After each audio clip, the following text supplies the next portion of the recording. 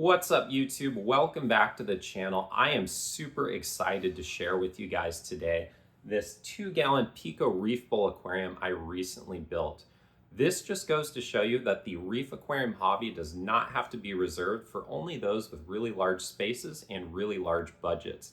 This is a super simple setup that anyone can reproduce. So stay tuned. I'll show you exactly how I built it and what makes it successful. So let's start out with some information about the glass enclosure I'll be using. This is a vase.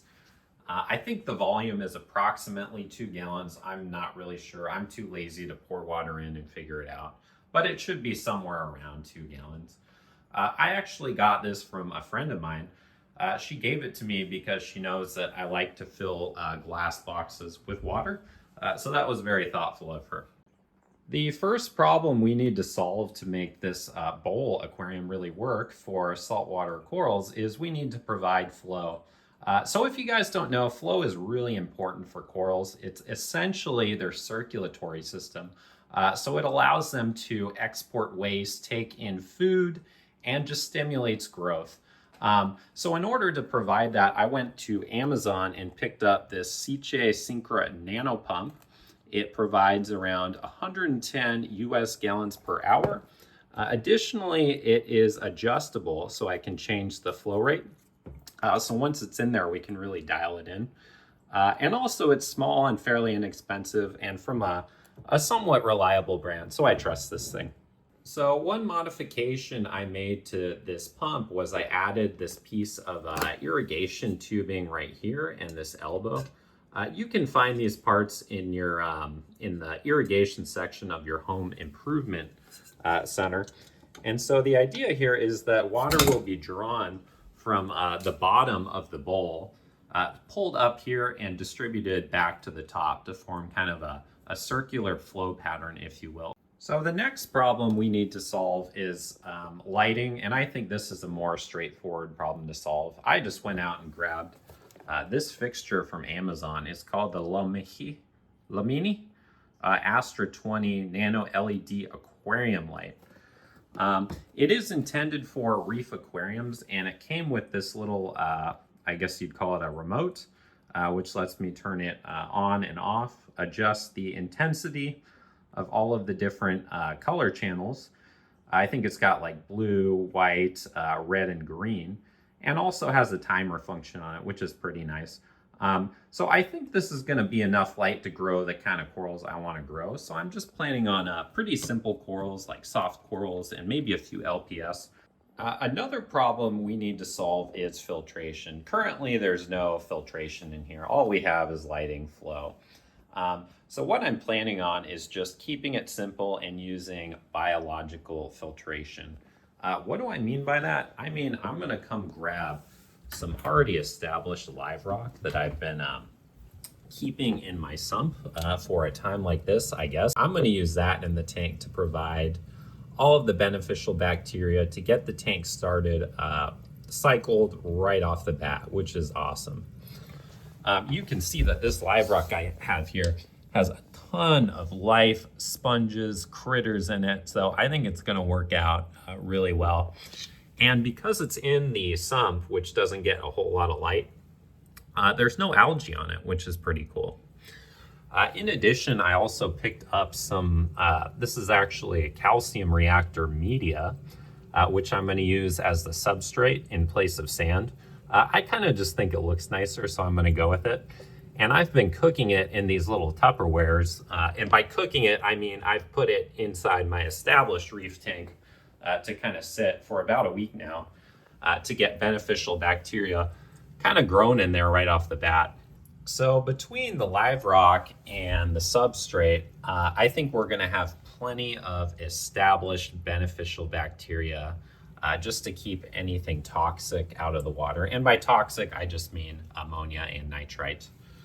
We also need a heater. So again, I went out on or to Amazon and picked up this Hygger mini heater. It is a 10-watt heater and it comes with an adjustable set point controller. So I think this thing will be just the perfect size for this bowl, not too big. I'm a little bit nervous about using a heater like this in such a small bowl because if it were to, for example, stick on with 10 watts, I think it could really cook the tank. So until I build up some trust with this thing, I'm going to hook it up to a fail-safe, basically another temperature controller to make sure it doesn't totally cook this thing. Okay, now that we got all the boring equipment talk out of the way, we can get this bad boy filled up with rock and water. So we're all filled with rock and water here. As you can see, I went for a less is more strategy. So now I'm gonna let the aquarium sit and just keep the pumps running, the heater on, keep an eye on it. And a little bit later today, we will be adding some coral to it. All right, so the tank has been running for a few hours now and everything looks okay. So at this point, I'm going to go ahead and add some corals in. Just a side note, I can add corals in immediately because all of this rock is already cycled. It's gone through the nitrogen cycle. So it has all the beneficial bacteria necessary to detoxify the water that you need. If you guys are doing this with dead, dry, live rock and materials, you're going to want to go through cycling first. You can look up, if you're not sure what that is, how to cycle an aquarium on YouTube or Google or whatever. So for stocking, I am actually going to take stuff out of my larger reef tank, which is looking very blue right now. Let's pop on the orange filter to make it better. So I bought a few corals specifically for this project, and they are these ones over here. So in the back there on the frag rack, we have a green mushroom. In front of that, we have a cool looking zoanthid, a palithoa, another zoanthid to the right of that. And we also got this green and pink favia, which is pretty cool looking in my opinion. And this chalice coral here. In addition to that, I'll probably also take a few other corals from my tank that I already had.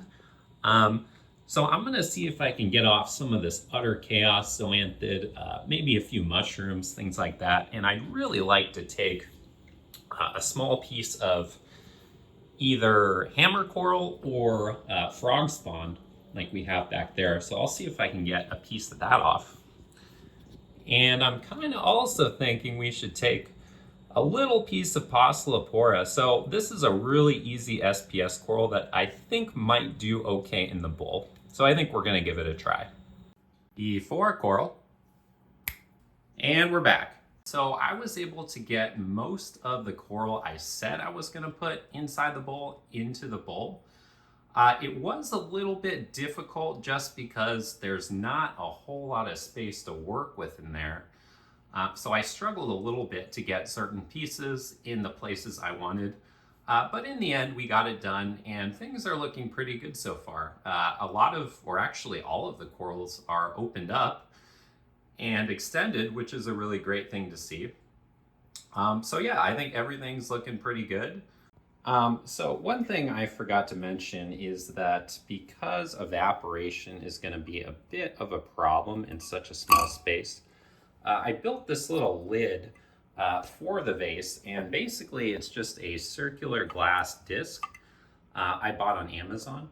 And then I also bought these little coat hangers, plastic coat hangers or hooks from my home improvement store, and two-part epoxied them onto the glass disc so that it would hang on top of the bowl and catch any condensation to drip back down into the bowl. So the idea here is that I'll have to deal with a lot less evaporation and need to top off the tank, hopefully not as frequently.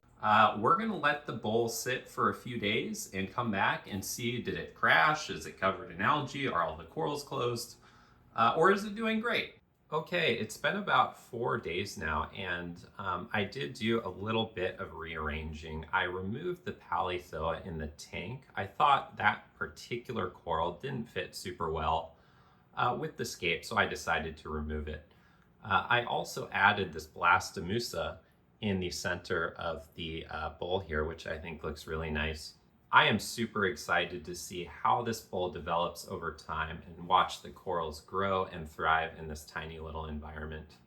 So a word of caution here is because this is such a small volume, if things go wrong, they're going to go wrong really, really fast. So you have to be extra attentive for a small aquarium like this to make sure that you catch problems early and you fix them. Let me know what you guys think about this bowl in the comments below. Also, if you guys have any tips for keeping a small reef aquarium, please let me know in the comments.